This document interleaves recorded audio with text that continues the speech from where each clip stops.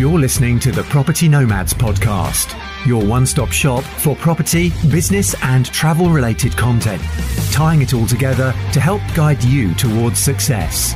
If you like the podcast, please share with others, subscribe and leave us a review. So get your gear together and let's get going. Welcome to the Property Nomads podcast. Delighted today to be joined by Martyn Woolford, professional footballer, property investor, entrepreneur. Martyn, thank you for your time today. No, it's my pleasure. Thank you very much for inviting me along. It's good to be here. I've listened to quite a few episodes of your podcast, so it's an honour to be featured. And for anyone that's listening that might be a Scunthorpe United fan, they're probably going to have fond memories of you for your professional football playing days, scoring a winning goal at Wembley. Before we'll touch on the property in a bit, in terms of football achievements, would you say that moment would be the best achievement you've had as a professional football player? Yes. Is the short and end answer to that. There's been some things that come close. I'm a Man United fan, and I've been lucky enough to play at Old Trafford. We played Man United for Scunthorpe as well, and I managed to score against them. So there's been a couple of other highlights, but in terms of that, to score the winning goal at Wembley is the stuff that you dream of growing up as a kid. So yes, is a very kind of firm answer on that one. You scored a winning goal at Wembley against Millwall, who are well known in the football world for being a bit of a iconic team. So not ironic team, iconic team. And then you went to play for them. How did the fans receive you when you started playing for them? I did get a little bit of stick in the early days. It was like a few comments like, "You've got something fucking making up to do, Woolford." Apologies for the language, but that's just how the Millwall fans talk, so I had to kind of put that in there. But yeah, they kind of made it clear that I had some making up to do. But at the end of the first season there, actually, we were kind of in a relegation battle, and I scored a goal that kept us up there. So I think that was kind of the underlying forgiving moment that kind of put it all behind. And I've been back since, and they actually kind of speak really highly of me down there. So it's definitely something to be proud of when you have to overcome something like that when you walk into a new club. Yeah, especially someone like Millwall. I'll give a shout out to a listener, Natasha Bailey as well, who's a massive Millwall fan. So if you're listening, it's a shout out to you. Well, growing up as a kid, did you always want to be a professional footballer? Was that your dream, or was it just something you happened to be very good at and you just pursued?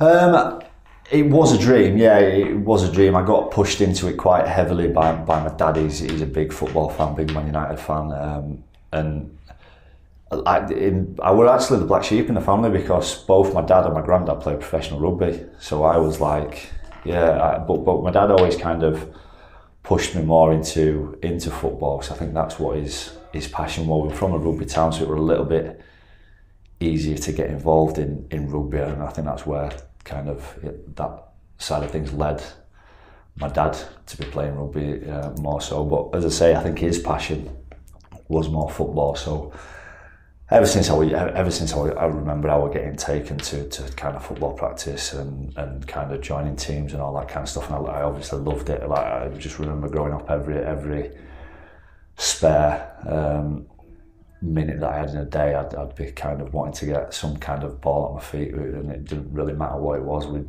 be kind of jumpers for goalpost type things, just whatever we could, tennis balls, football, whatever it was, we'd just be kicking that about. So it was something that I loved to do, and it was a dream of mine. That coming onto you, I think you mentioned in the briefing that you're going to come onto kind of the mentality side of things, but at that point as a kid, I don't know whether I actually believed that I would have made it. I had, as much as my dad instilled a lot of very good traits in me, one being kind of the work ethic, and I've kind of always outworked a lot of people, especially on the rise of coming through non-league and things like that. I always had that kind of attitude, but confidence wasn't one of the things that he instilled. He was a very kind of negative person in a way.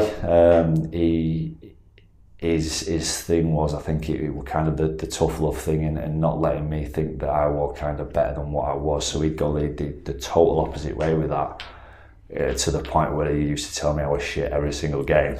It was that extreme, and he's well known for my dad's mates kind of hammer him quite a lot for it in terms of how he was when we were growing up. But that did have an effect, and it gets to the point when you're kind of getting told that over and over again. It does come down to a belief thing of what you can achieve.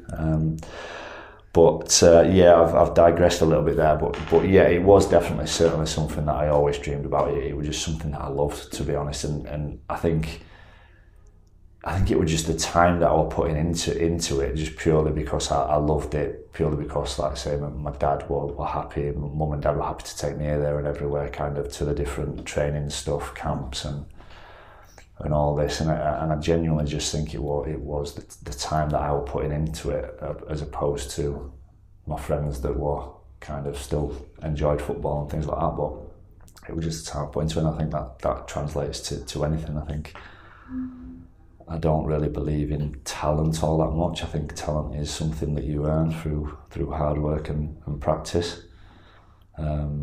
So yeah, I think it was a dream. Whether I believe that could happen at that point is a totally different thing.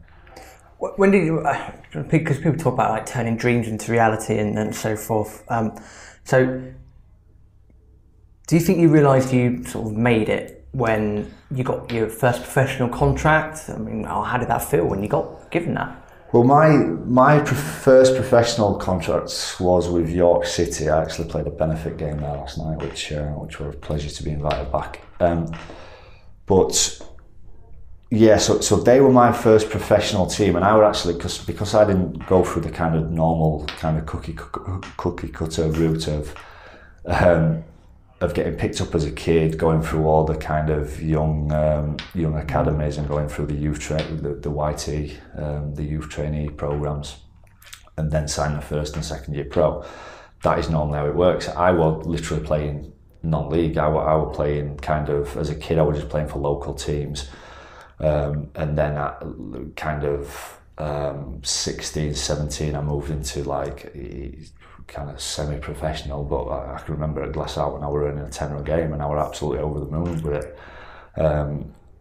I think that went up to 30 quid at one point, and I was, like I said, delighted somebody was paying me for something that I would have just turned up and done for free. So, and then, as I say, from there I went to Frickley Athletic, but by this point I'd left school, I'd gone to college, I'd gone out, I'd got a decent job as a land surveyor, and I was actually studying civil engineering at uni.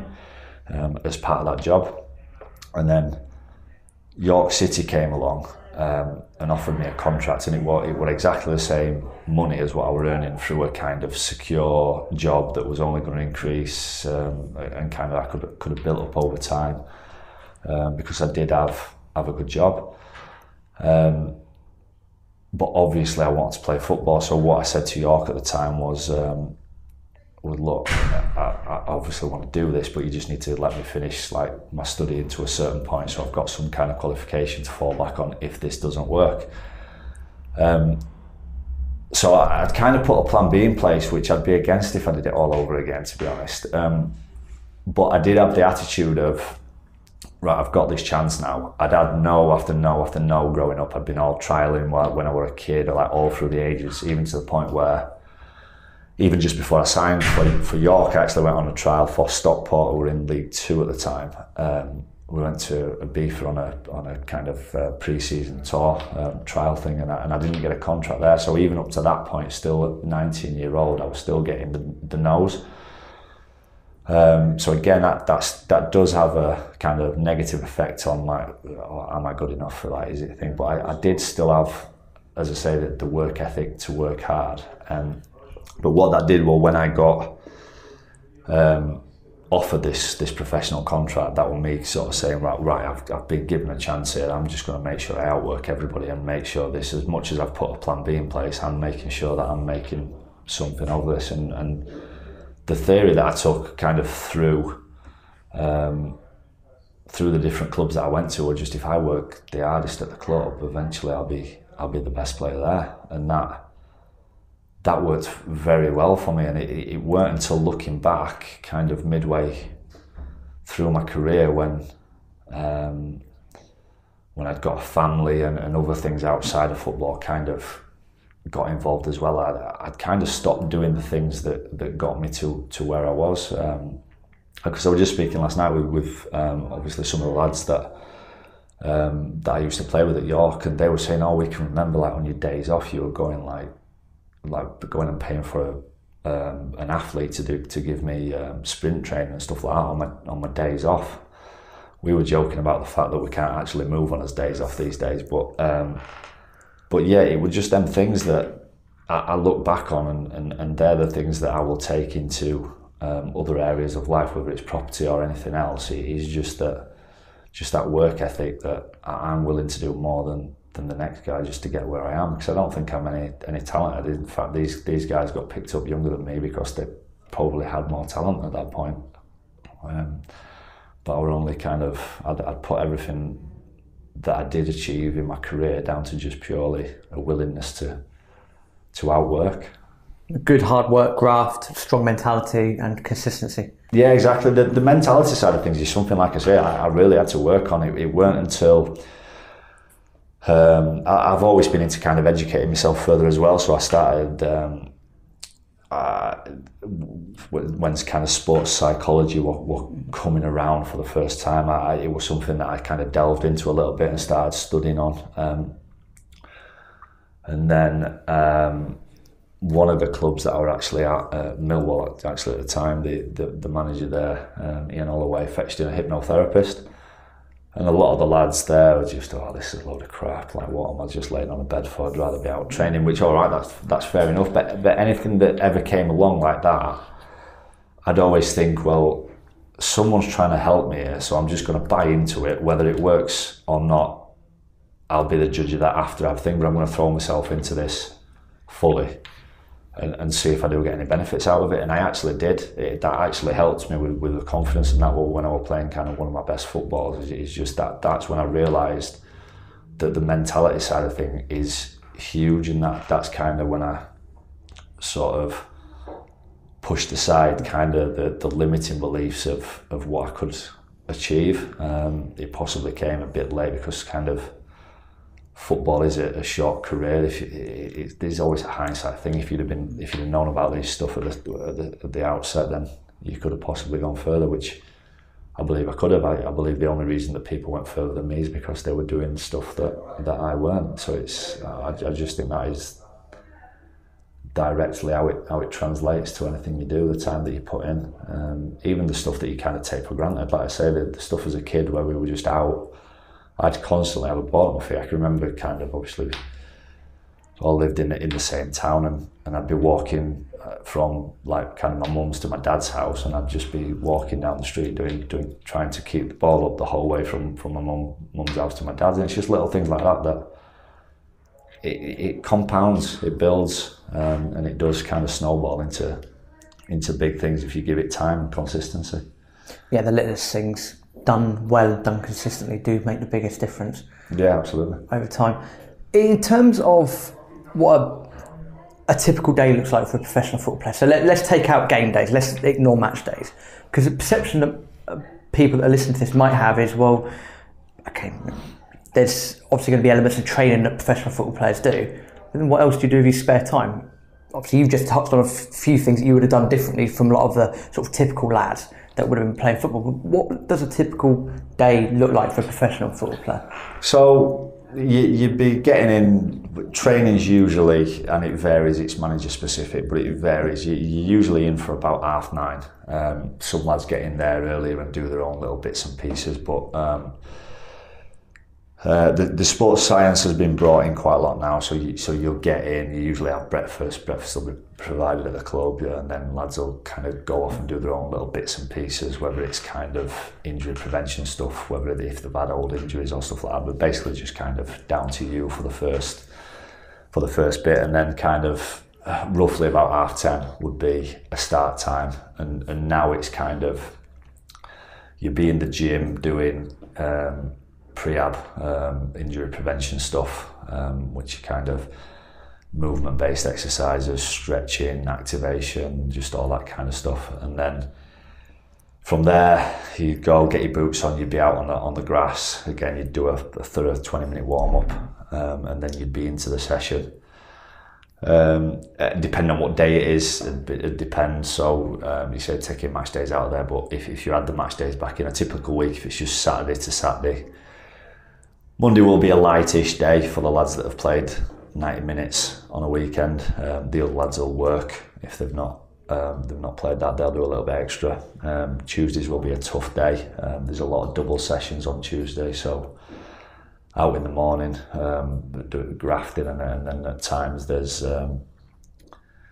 after a bit of lunch, which again you'd get at the club. You'd sometimes be out, sometimes it'd just be a gym session, or sometimes you will be back out on the grass. Wednesdays are typically off, and then Thursday would be another tough day, possibly a double session. Then Friday is a light day, get a bit of a blow. You play a lot of your five-a-sides and just a bit of fun stuff on a Friday, and then go into the match day specific stuff. So walking through patterns of play and shape and set plays and all the stuff that's kind of specific. And there'll be meetings thrown in there at different varying times in the week, going over debrief from the weekend before, early in the week, and then later on in the week you start to focus on the opposition. But you're generally done for around 2 o'clock-ish and just kind of free to do what you want. So depending on where you've travelled from, you can be at home for 2:30, 3 o'clock, and I know a lot of the lads just get straight on the games consoles and just kind of FIFA, COD, whatever it is. But I've never ever been into the games. It's just never been for me. So I mean, early days, but like pre-family, we'd just go to the times when I was at Bristol, we'd got like a bit of a coffee crew together. We'd just go and sit in a coffee shop and just socialise for a couple of hours before we'd make us way home. Now it's a lot more family orientated. It's the good thing about that is I'm always kind of there and available for the school run if need be, just the little things with the kids if that is. But a lot of as I say, a lot of them just go home, sit on the games consoles, especially the ones without family and stuff like that. And a lot of them, I do play golf myself, but that's kind of big on the days off.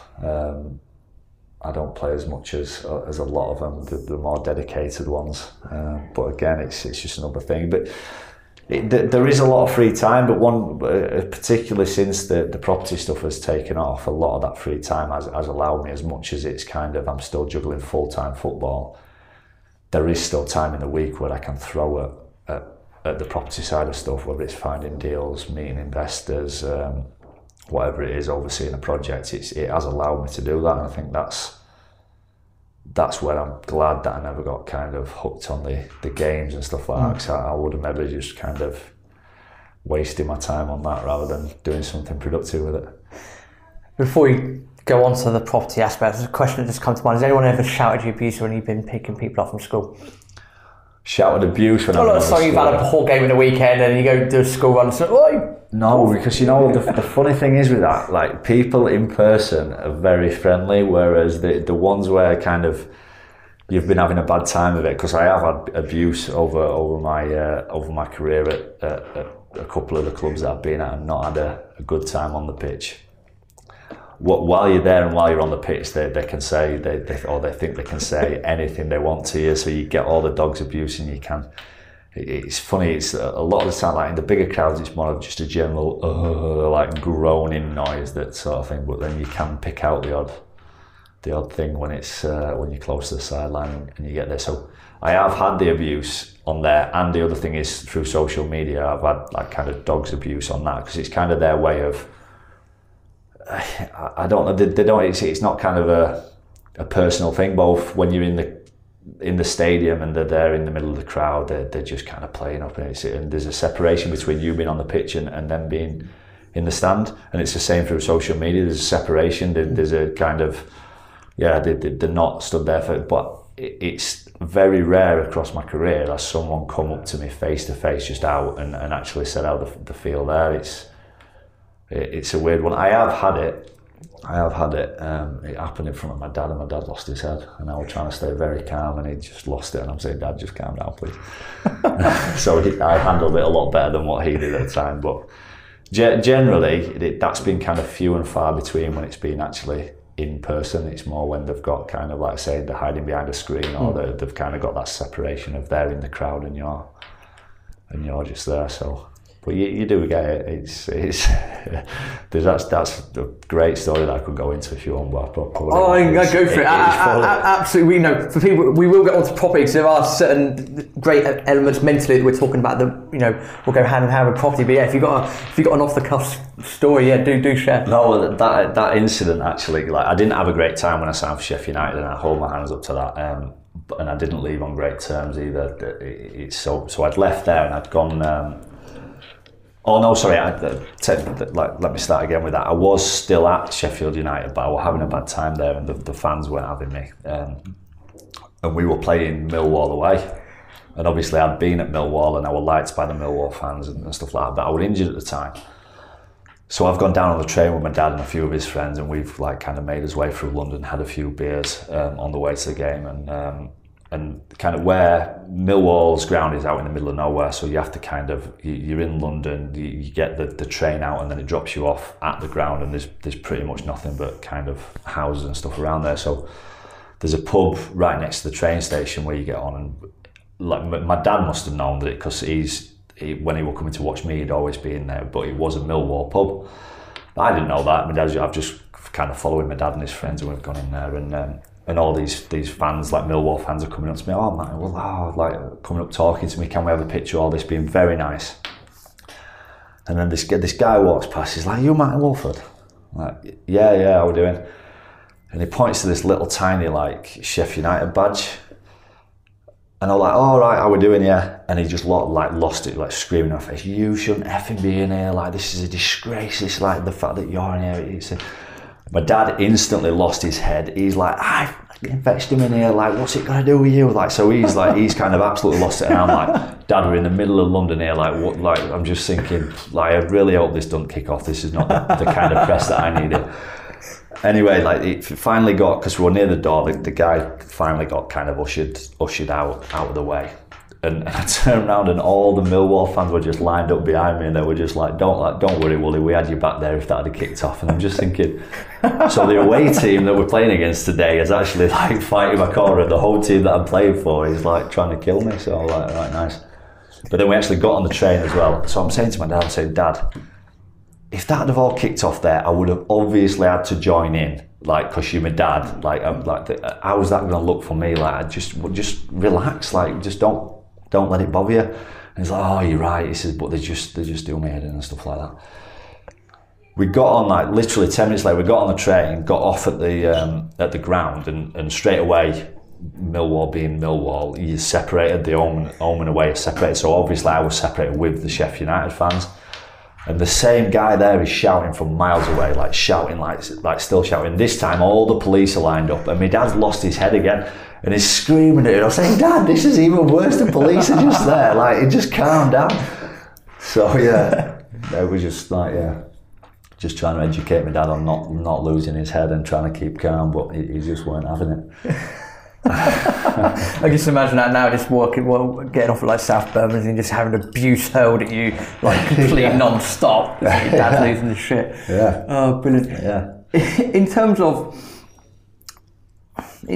receiving abuse, and you say social media is a very, very good platform for that. I suppose what I mean by that is, as you say, people are hiding behind a barrier, so you can keyboard warriors, as we say. Yeah. So people can do that.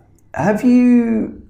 With the abuse that you have received, how has that affected you psychologically, or have you just brushed it off and moved on? Yes and no. I think I'm quite kind of thick-skinned when it comes to stuff like that, but it has had, I'd say, a slight impact, because like Twitter was the one where, like, when I was kind of at the height of my career, Twitter was the popular thing, and I've got like kind of, I think it's dropped now. I had about 10,000 followers. I think that's just purely because I've not posted in a while. For that reason, basically, because Twitter was the one that I were active on quite regularly. I'd have banter on there with the lads and things like that. And then, as I say, more when I went to Sheffield United, like as I say, I weren't having a great time there personally on the pitch. So it gets more frequent. Like I've had it at previous clubs and things. There'd be little comments that you just sort of you can ignore. But Sheffield United were the one where it got a lot more consistent. So anything that I put on there, they were guaranteed to be like kind of. It didn't matter what I post. They were always going to be the irrelevant, like not in context comments that were just kind of abuse. And that did get to a point where I just stopped posting. I just thought I'm not. But the mindset with that, because at the time I weren't using it for what it is now. Like the social media thing, it was just something that at the time for me was just something to have a bit of banter with friends and just kind of use social media what kind of the general public use social media for. So it got to the point there where it just said, well, I don't need this. Like, well, I just stop posting. I'll just keep myself to myself, sort of thing. And it weren't until I started getting back, because I was never on Facebook either, just purely from a privacy point of view more than anything. I was kind of against every man and his dog knowing your business. I'd just like to be more of a private person. Whereas Twitter was kind of slightly different, because you weren't airing everything, you weren't airing your life on there. It'd just be kind of like little kind of, as I say, more banter than anything else. But as I saw like the need of where things were shifting in terms of from a business point of view, and when I was kind of really pushing that side of it for the property, I signed back up to Facebook, and Instagram then became popular. So I've tried to be more and more active on both of those platforms, and I've still got Twitter that's sat there. As I say, I think it's dropped to about 8,500, 9,000 followers now. But I don't utilise that as a platform for anything. There's a good group of people there that could potentially some business transaction could come from that, but it's just something that I don't, because I've still got this thing about Twitter. It's just the expectation of whatever I post, and when it's been that long of doing something, you sort of feel like you've got to come back with something like kind of all amazing and something really interesting, rather than just kind of picking up the normal stuff that it was. So it has in that sense, but in general terms, it's always the one that kind of successful people want people to be successful. So the ones that are kind of the ones that are shouting, and the ones that are actually the loudest, unfortunately, are the ones that's kind of doing nothing with their own life and just wanting to pull the people down, like, whereas it seems to be the ones that's less vocal about things like that, the ones that want to lift each other up. That's quite different in property, actually, which is a community that I like much better for that side of things. You should get a photo of the Sheffield Wednesday badge and put it on Twitter and see the abuse you get from doing that. That wouldn't go down well. Yeah. It'd be interesting, actually, because I'm speaking at Sheffield Pin, so there might be a few Sheffield United fans in the room. So I might just come down and hurl abuse from the end of the room. Pretend you're a Sheffield United fan. Thanks. Yeah, cheers, man. Thanks for your support on that one. I'm a loyal Royal, so Liverpool as well, mate. That's a different story. So you've alluded to in your spare time. So a lot of players go and play golf. A lot of players, football games consoles, play FIFA, etc., etc. Now you've alluded to the fact that you're a bit different. So how did you come across property? And then what got you thinking, well, hang on a minute, there's something here that I can work with on the side whilst I'm playing football? Well, to be fair, I were an accidental landlord since I was, for about 14 years, just purely from a house that I'd kept, like lived in initially, then when I'd moved, I'd kept. But it weren't until me and my close friend, he was trade-based, Craig Mitchell, who's kind of getting very popular on social media and stuff like that for the things that he's doing as well, which is great. But he was kitchen fitter by trade. I put a lot of my money in with a financial advisor, so that was kind of what I was thinking was a safe bet. And then property was just something that I knew it was a decent place to put your money. You can see the bricks and mortar, but at that point I had no ambition with it as such. It was just kind of a pension pot, just somewhere different to put my money in. And Craig had the skill set and the team around him to do the work, and I had a bit of cash. It weren't huge pots of money. We bought his first property for, I think it was 52,500, turned it into 2 flats for 30 grand, and we actually pulled all his money back out of that without even knowing it were a strategy. We just know that the guy had massively discounted the building. He'd started turning it into 2 flats himself, but just not to regulations, not to anything, so he'd massively devalued it.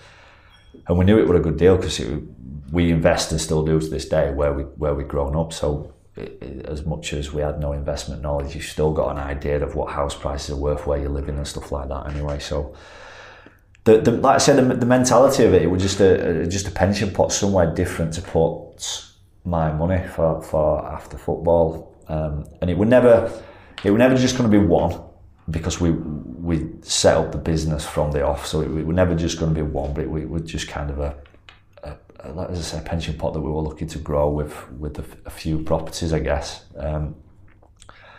So that's kind of how that came about. We as I say, we had no investor knowledge, so for the first couple of years, it was a slow burner. We were doing well with the projects that we were doing. I've still got that one to this day, the first one that we did. As I say, we've got all the money back out of that, and it cash flows a couple of single lets. There's no hassle or anything with them.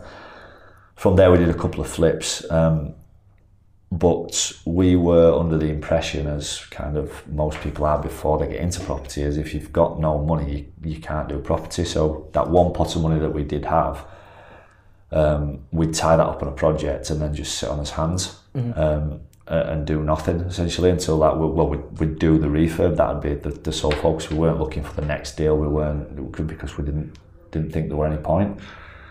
So it was a slow process. Like I say, a project from, whether it's a flip or whether you refinance, from purchase to doing the refurb to the refinance or the sale at the end, you're talking a 9-month process. So it was kind of one, maybe 2 max a year that we could possibly do. So in a couple of years, we'd built up to where we'd still got the 2 flats, we'd got another 1 single let, and then we'd done a couple of flips and built the pot up, and we were just refinancing one of the properties. At the time when we started, a few months earlier, we started reading books and it started to click that there is things we can do to accelerate what we're doing. So we'd started reading books and things like that on money and property. And then started going to the networking events, and from there that rolled into doing the courses and the different training and stuff like that. And we went on a 3-day course that teaches you all the strategies and everything like that. And that really opened our eyes to the different things that you can do to keep moving when your money is tied up. So there's things like rent to rent and purchase lease option, which we have utilised along the way. But the big key learning for me was how to utilise other people's money for a mutual benefit. Because it was something that both me and Craig struggled with initially, thinking, why would people throw money our way? There's surely people being in the game longer than us that people would prefer to invest in. But that's not the case. People like to invest in the people, and we were right in what we were doing. We were kind of learning as we went along. As I say, Craig was something that I took for granted initially, or underestimated the value that he was bringing in that. In the sense that is a thing that a lot of investors struggle with, is getting the build team right. And I always had that were there from the start. So not that I took Craig for granted, but having that trusted builder right from the off was something that I probably didn't realise the value in that initially. But yeah, it weren't until we went on and learned and started kind of understanding why people would invest in us as well, because it mutually benefits them. They're obviously earning no money in the bank and all that kind of stuff, or kind of the time that we had, albeit I was still in full-time football. As I said to you before, there's still hours in the day that can be utilised. So once we started to understand the reasons why people would want to invest in us, that were one thing that really pushed us on, and we've done a number of joint ventures since, and and that is what's kind of accelerated the business. So that sounds like quite a natural progression, an accidental landlord, and then do a couple of deals.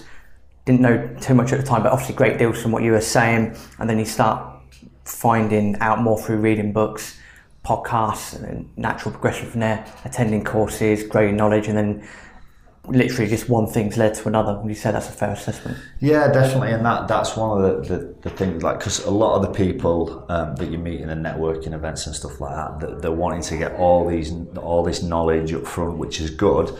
But I'm glad we did it the way we did, in terms of jumping in first and kind of learning along the way, because we have made those mistakes along the way.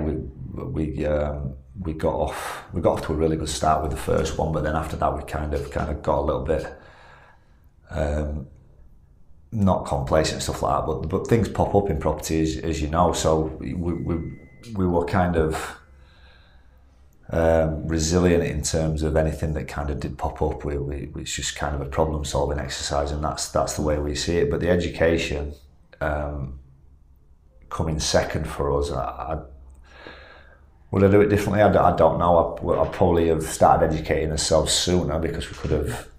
No, you don't know what you don't know. But one of the things I do say to people when I'm kind of at the networking meetings and stuff like that, if they've not kind of got anything going yet, I just tell them to start where they are. Just start where you are now with what you've got. If you've got a pot of money, then great. Go out, find yourself a good deal, and just make that happen. If you haven't got the money, then then the challenge is kind of, what can you do? Is it a different strategy you use, like a rent to rent or something like that, to build up your pot, or deal up for the investors straight away from the off? But just start where you are with what you've got at that moment in time, and just get going. Yes, continue to build your knowledge, because it's massively important, and it still is for us, because things are ever changing in the property world. But some people kind of get fixated on wanting to know everything, which is never going to happen. You never did. Property throws up things, and life throws up things that is unexpected, and you can't kind of, you're not going to find in a book sometimes. So it's just that,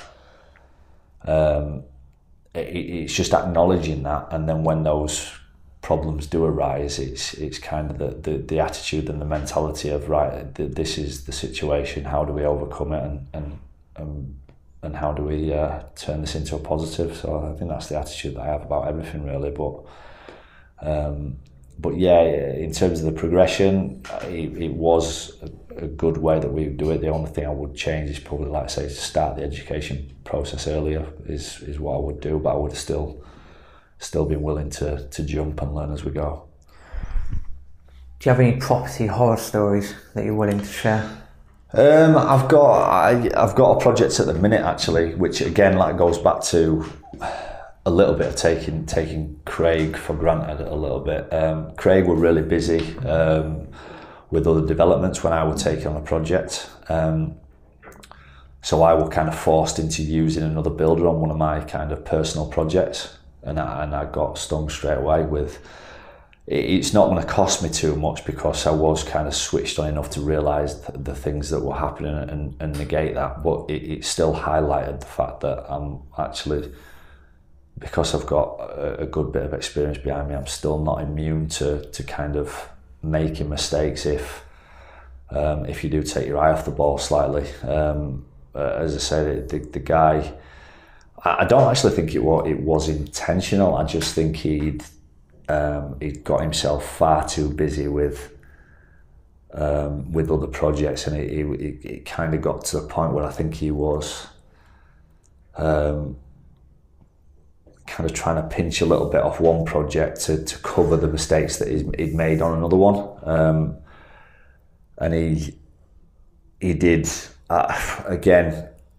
It seemed to me like he was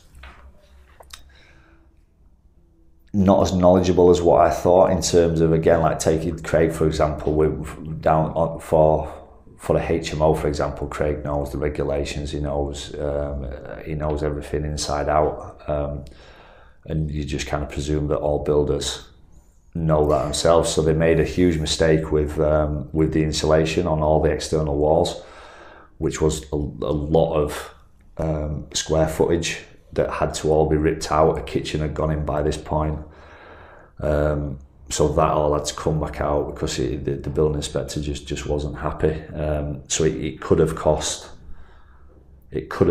thousands. Luckily, as I say, the builder that I did use, I think he just kind of got in above his head. I don't think he was necessarily.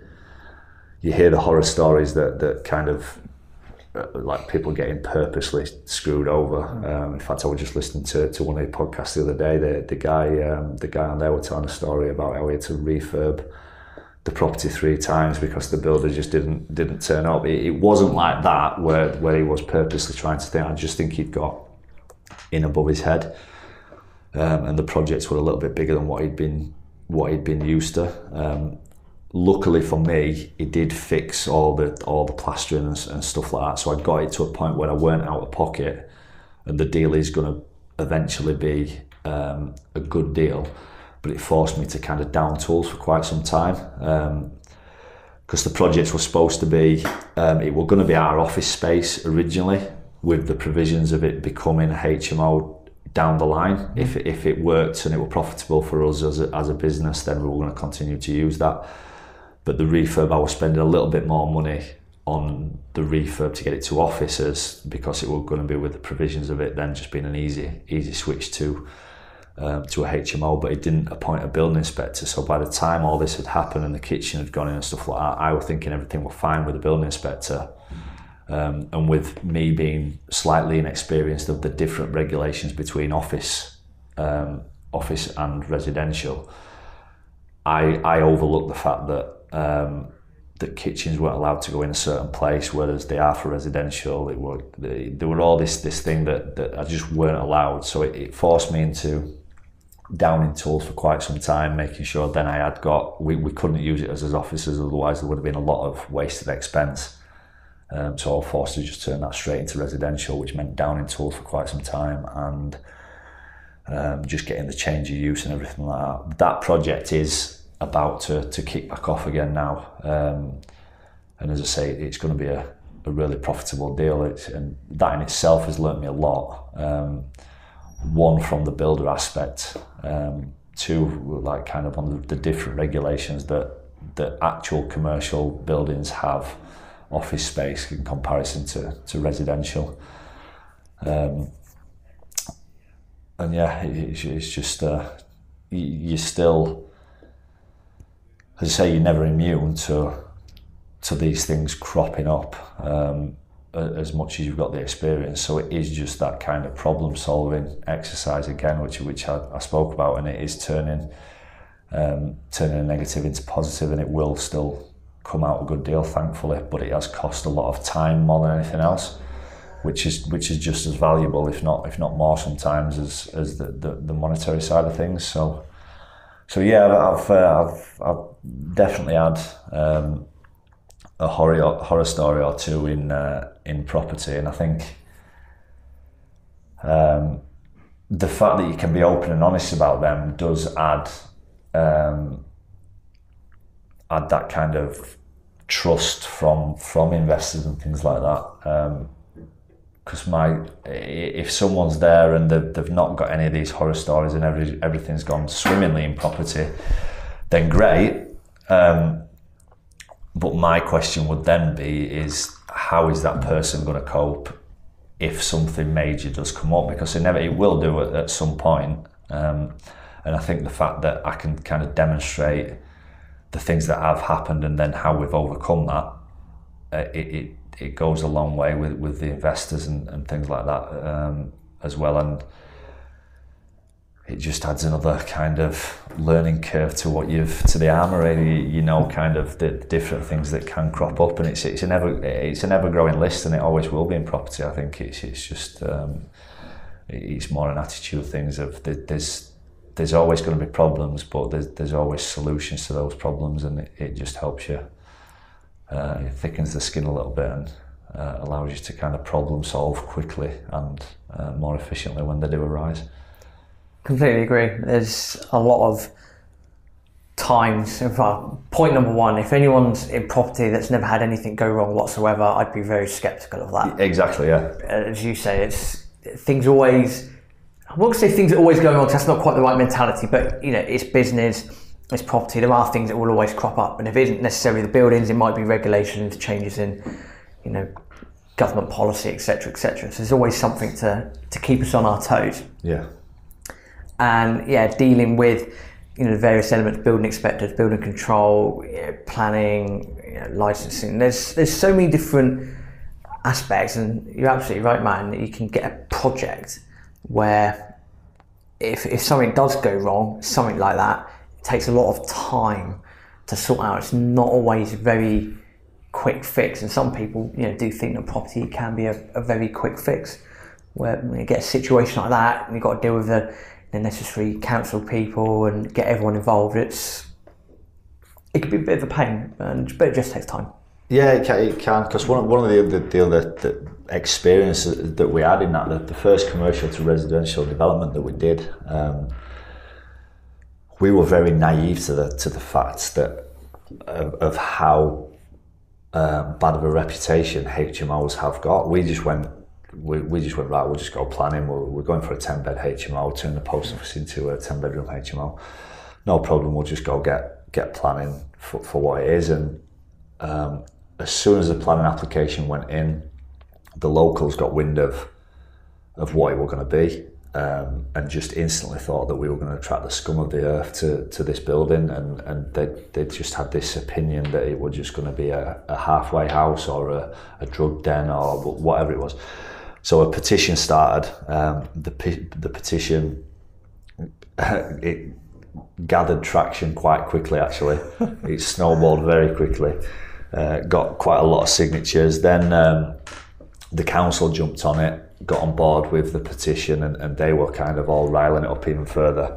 At this point, we did actually go kind of put a flyer together of previous projects, the standard that we do, got kind of give them examples of the tenants that we do actually attract, and went round kind of door to door and spoke to the locals and stuff like that, and they were all kind of then, actually that sounds really good, and they were all understanding. But by this point, it was too late. It had got to the council, and they, as much as we tried sitting down with them, they just weren't letting up. No, it's bad for the area, and we're not having it.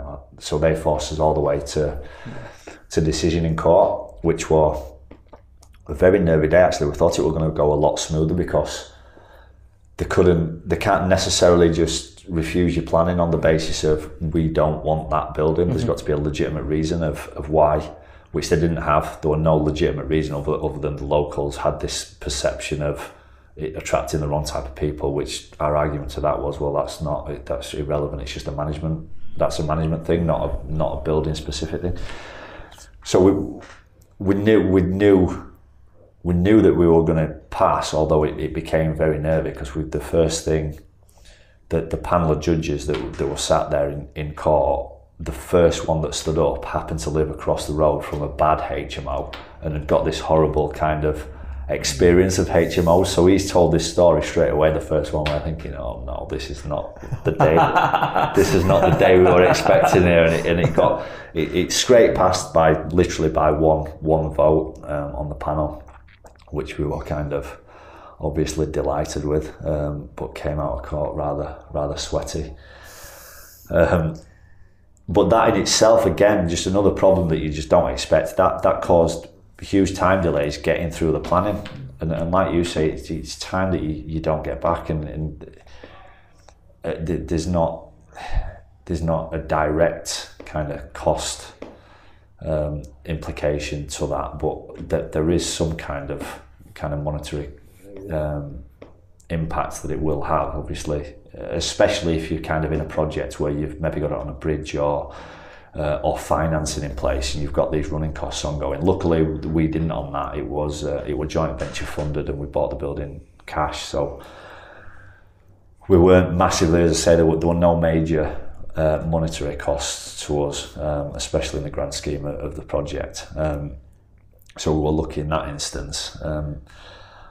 But it's just taking the lessons away from that, because the projects that I just spoke about there, where I had a bit of issue with the builder, that were kind of, we'd rolled in into that one off the back of it, going down a totally different route, which was a lot smoother. So we'd gone down, we'd carved it up into, we were still doing a HMO, but we'd carved it up into flats to get through the planning through prior approval. So all that side of things were a lot smoother. But as I say, so you've learnt from one lesson, you're applying that to the next project, and then, as I say, the builder issue came up, and it throws a completely different challenge at you. So I expect it to continue to happen. We're just learning from the lessons that we've got, and I think, like you say, I think I'd be very sceptical in a way that if somebody's done property and not hit any challenges yet, then I'd be sceptical on two reasons. Is one, are they actually being truthful about that, and kind of being open and honest about that? If they are, then great. But then, as I said, the question would that be is, how are they going to handle it when these problems do arise? Are they going to be kind of, have they had the ride a little bit too easy, and kind of then a huge problem comes up, and they've just not got the kind of thick skin that you build up through challenge after challenge to overcome that. So yeah, I wouldn't change any of the mistakes or the challenges that have arisen in property, because it's all a huge lesson. I think more than anything, I think that's, you've just got to take away what you can out of it. Communication's a key as well. I mean, going back to, you said you wouldn't change anything. I agree with you on that. I don't think we should sit around and regret things that have gone in the past, because it's in the past. You learn, and whatever. Going back to the post office, so would you do a pre-app next time rather than just go straight in with planning? Yeah, possibly. There's a couple. As I say, from that, there's quite a few different things that we could do. One of the things is if I were going straight for HMO planning, from the off, I'd be going around the neighbours first of all, just to prevent that petition getting started. Just explain who you are, what you're doing, the type of tenants, the standard that you work to, the type of tenants that you do attract, and just give them as much information just so that they understand. It's just educating them, because HMOs have been in the past a place where they've not necessarily been done to the best standard. They're not necessarily attracting the best of people. So as a kind of 10 years ago, for example, that perception that people have got may have been more accurate than it is now, but I think the bar's been raised massively across the board. There's a lot of people working to a very high standard and trying to provide luxury accommodation at times, and that's what we are trying to do. So it is still a case of educating the people that aren't necessarily in the property circles of what a HMO now is, or is in our case, and a lot of other investors. So that's where I'd start. Yes, possibly go down a pre-app route, possibly. But as I say, the way that we've got round it on the next project is just carving it up into flats and going prior approval, going down the permitted development route, because it's more with prior approval. It's just a tick box exercise. As long as you can satisfy parking, flooding, contamination, and noise, they can't refuse it. There is a time element to that, because you have got to establish your C3 first. So you've got to get kind of tenant in on an AST initially, but then the transition from single let to HMO is just again permitted. So we just found that a much smoother route of going and getting the building through the planning process a lot easier. And that would have come from, correct me if I'm wrong, but something like doing a strategy like that would have come from being in the right circles, being in the right communities, listening to the right people. Education, basically. It's not something you would just instinctively, if you were new to property, unless you obviously just heard what you've just said, if you're new to property, probably it's not the first thing you think about is building permitted development, or then I'm going to put it into a HMO, etc. You normally learn these things over time by speaking to people that have done it before. Yeah, the networks, the courses, the books, I can't recommend them enough, because the educational side of things is huge. And as going back to kind of our journey, that is, as I said to you, the one thing that I would have changed is getting into the educational side of things much earlier. Because as you say, you're never going to know these things, and you don't know what you don't know. So if you like I say, when we started out, we didn't know about the different strategies. We didn't even know that we were joint venturing. We didn't even know that a joint venture was a thing. We didn't even know that adding value and then refinancing your money back out was a strategy as such. It was just, we didn't know. So as you say, you're not going to pick up these little nuggets and things that you can then utilise in kind of making your property investment journey more kind of cost effective, or kind of push things on much quicker, if you're not speaking to the right people, doing the right courses, educating yourself with the right books. So it is massive. I can't vouch for the educational side of things enough, because as I say, there's loads of stuff that I'm constantly learning. And there's a lot of things in life that translates back into the sporting background, because as I said to you, like, there's a lot of players in football that get, like you said, about thinking that you've made it. And I think if you get to the point where you think that you've made it, whether it's in sport, whether it's in property, whatever it is in life, then I think that is a very kind of dangerous place to be in, because it kind of breeds complacency. And as you say, if it's sport, you'll get left behind, because there's always someone younger and kind of working as hard, if not harder than you. If you kind of just rest on where you are and thinking that you don't need to get any better and don't need to improve, and it's the same in property. Things are constantly changing, so if you just rest on what you know now, in 5 years' time, that's probably going to be irrelevant. So you just need to keep up with everything on the educational side of things.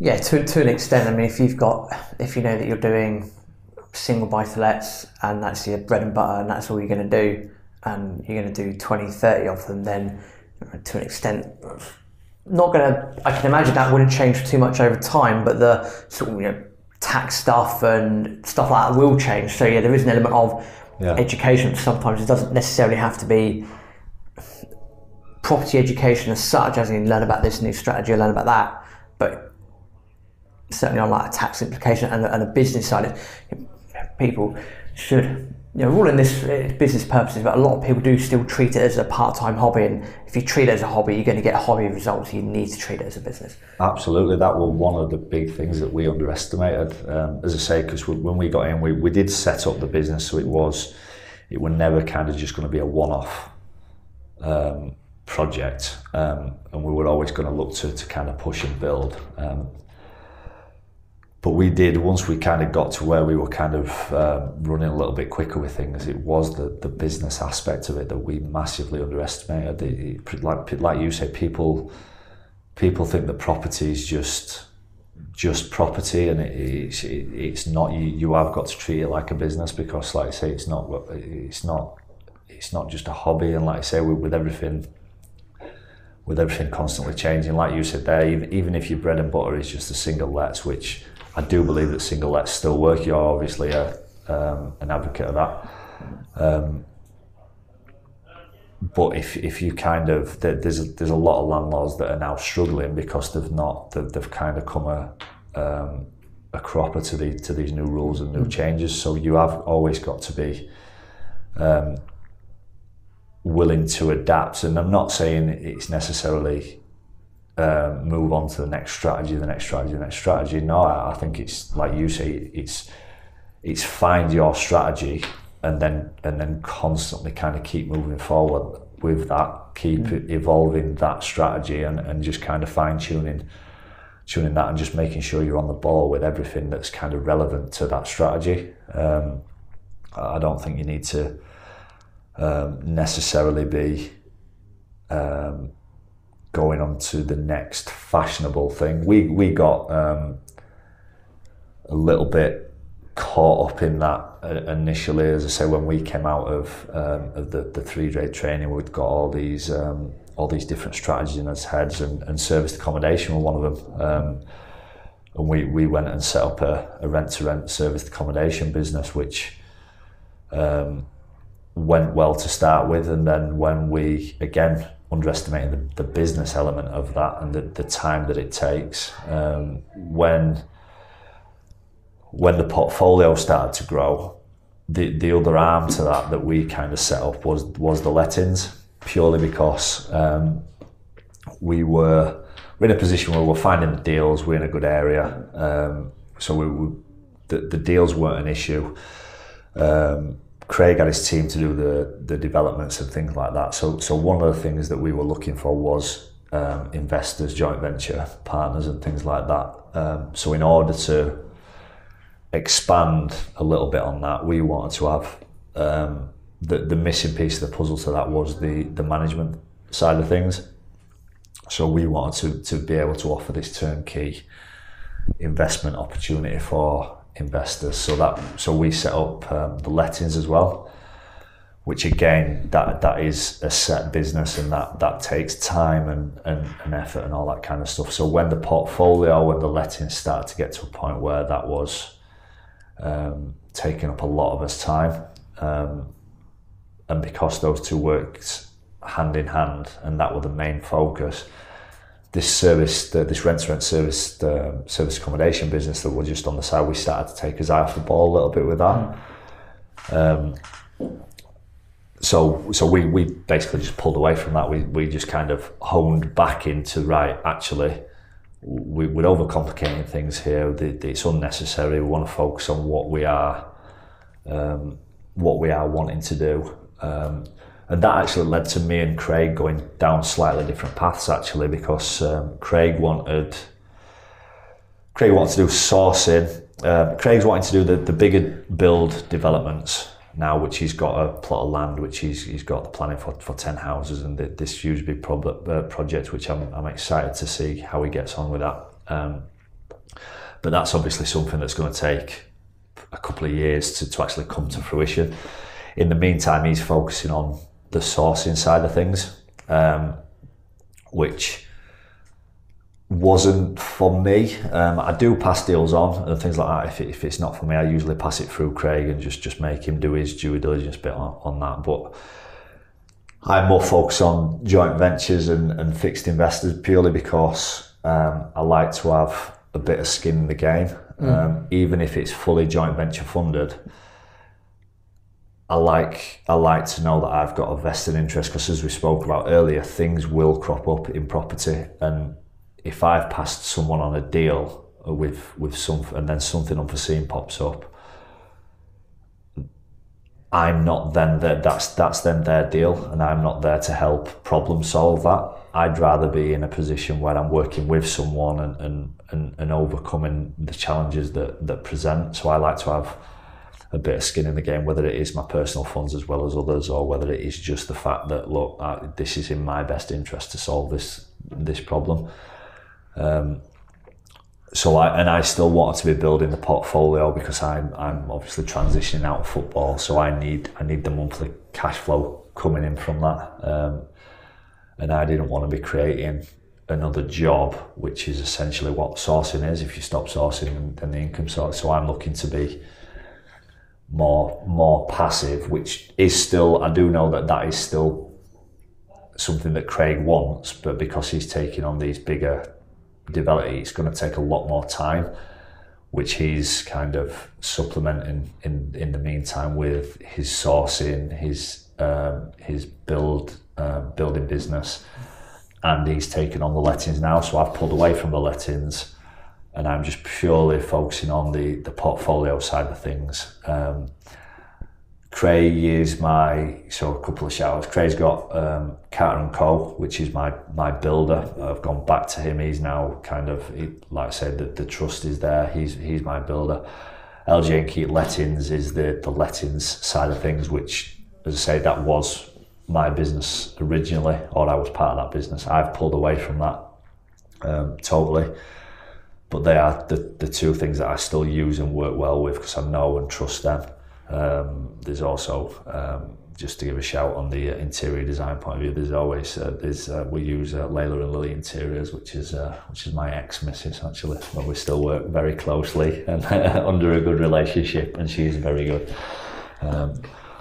So I still use Craig quite heavily, and we do still work together and interlink, but it's not the set joint venture that it was anymore. I've taken over the portfolio, and I'm now focusing on, still do the single lets, still think single lets work, still do the kind of house, kind of terrace HMO style, but I'm trying to focus more. My scale is coming from the commercial to resi stuff, which I'm looking to really scale up, and that's what I'm now focusing on my time on, finding those kind of deals mixed in with finding the investors and the joint venture partners that I can work with and kind of help each other with, facilitate those deals. So that's the commercial to resi side of things on a bigger scale is something that I'm looking to move towards in the coming months, which I've got a few projects that's exciting.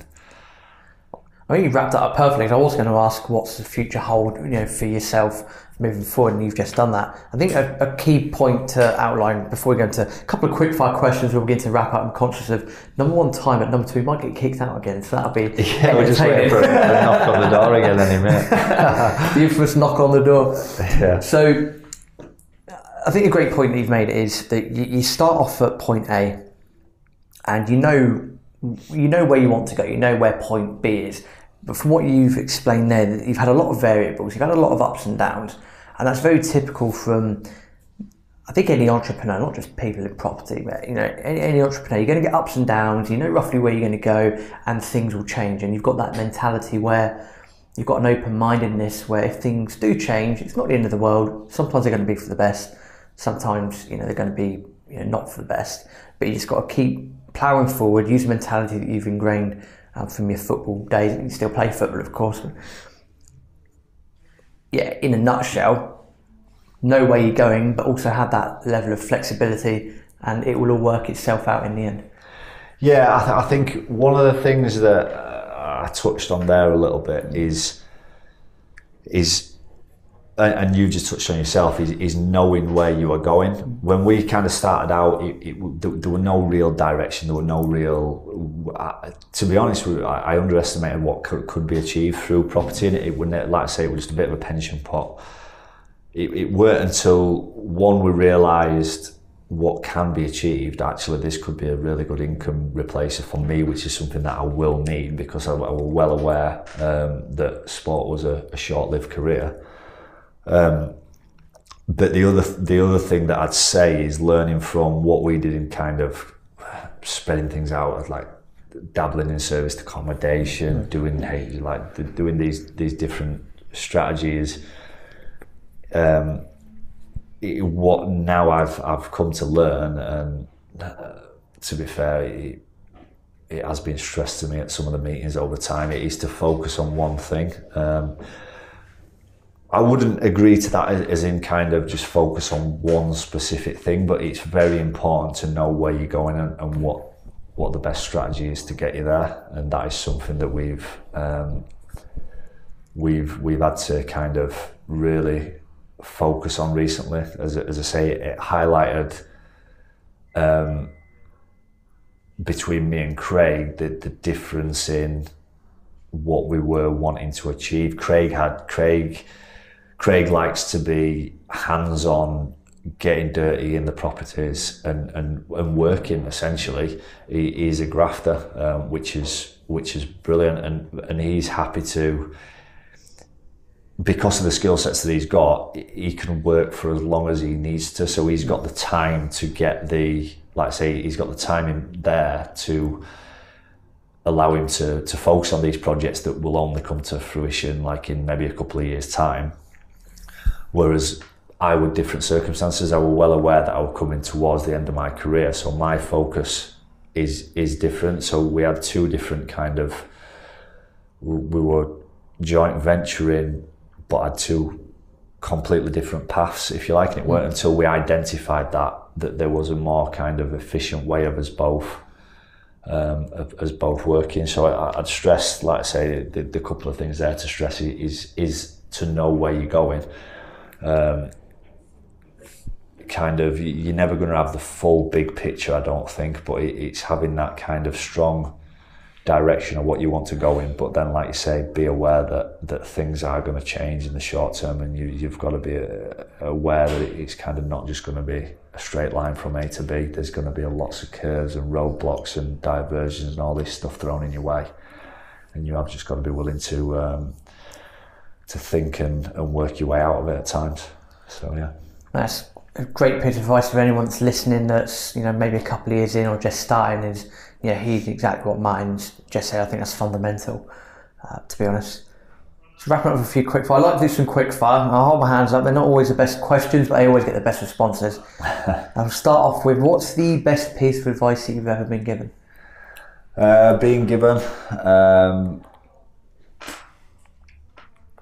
I'd probably go back to my dad on that one. It's just the work ethic. If you work harder than anybody else, then eventually you're going to be the best at whatever it is that you're applying that to. That for me goes back to the sports side of things. So that's, as I said to you earlier, I always had the mentality that if I worked the hardest at the club, that I would eventually become the best player. And I think if you've got that attitude, then it'll take you quite a long way. What would you say the worst piece of advice you've ever been given is? Tough question, actually. I don't know if it's advice or something like that. I'm struggling to answer that question, but to give a kind of answer, I think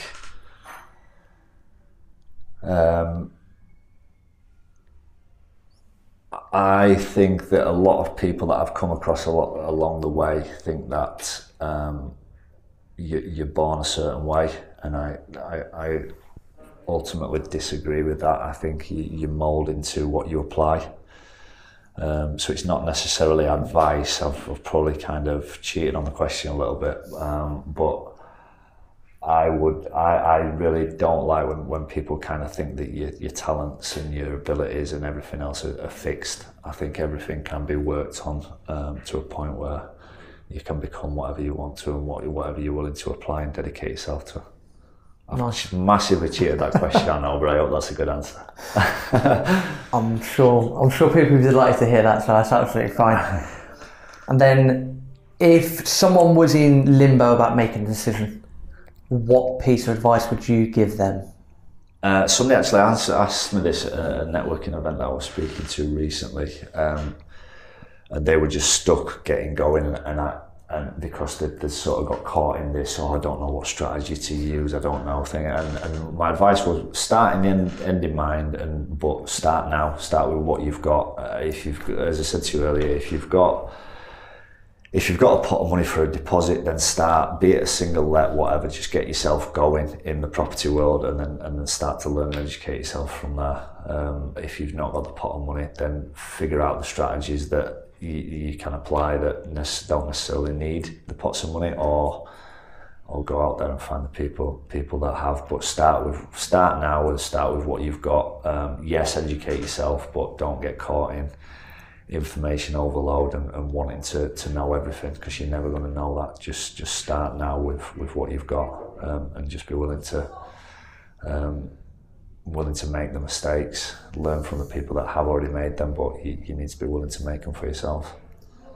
And then, because you're a Man United fan, I'm compelled to ask, do you think Solskjaer will be there by the end of the season? I think he's having a bad time at the minute, which is a shame, because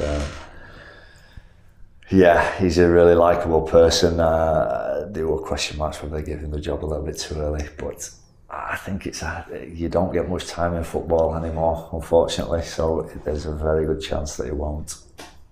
Okay, perfect. Which would be a shame for me, I think. So I'm really wishing him to do well. I felt compelled to. I have a few friends that are United fans, and it's. I think when you've had grown up in the 90s, when you're so used to watching one team be as dominant as Man United were as a kid, and you grow up. And I think when you're so used to that, it's so consistent. You're succeeding pretty much every year. Winning trebles, doing whatever, and then when that's taken away from you, because you're so used to it, I can imagine it's just, as a fan, it's just, what the hell is going on here? Because he's so used to having it one way, and now you've got arguably rivals across the city that are doing really well, and then probably the most fiercest rivals, Liverpool, that are still around and about and getting better. By no means perfect, but I can imagine if same with anything in life, not just football actually, if you're so used to something and then that change happens and the massive change happens, it can be difficult to adapt. Yeah, definitely. I think you get used to having years and years of bragging rights, and all of a sudden they're taken away. So you're on the wrong end of the abuse for once. But yeah, it is difficult. Like I say, things change in all walks of life. It's a bad time at the minute as a Man United fan, but I'm sure there'll be brighter days ahead at some point. Fair enough. Well, I won't comment on my bias on this podcast on that. Martyn, finally, if people want to get hold of you, it's been absolutely fantastic. Loads of information here. I'm sure people will be thinking, how do I get in touch with you? So how do people get hold of you? The social media wise, I'm on Facebook. They'll be able to find me on there. Most of the content on Facebook goes through my Instagram. To be honest, that is the platform that I'm most active on. So there's the business one that I just keep purely for the property stuff, which is at LJ and Keat. But feel free to follow my personal one if you want a bit of football and family life in there as well, which is Woolly11. So yeah, that's the one that I'm most active on and pushing. I'm looking to kind of really push the social media side of things in different avenues. I'm thinking about getting set up on YouTube and maybe even dabbling into podcasts myself, but that is something in the future. Other than that, if anybody wants any kind of personal help, wants kind of any advice, wants help with their property investments, whatever that may be, my email is Martyn, which is spelled with a Y, Martyn, at LJ and, which is AND, Keat, KEAT.co.uk. I should have picked a better name for just explaining that, but I feel like I have to spell it out. But I'm used to that with first name, surname, so I thought I might as well throw an email address in there that I have to spell out as well. So yeah, but if anybody wants anything, or as I say, anything, I'm always willing to help. I get a lot of pleasure in adding value to other people, so I'm always happy to speak or meet up or anything like that. But yeah, feel free to get in touch. Awesome stuff, and as usual, we'll put links to email address and so forth in the show notes for those that are listening. And Martyn, thank you very much for your time. We've avoided that second knock on the door. So. yeah, midway interruption, but we got there in the end. All the best. Thank you very much. Thank you.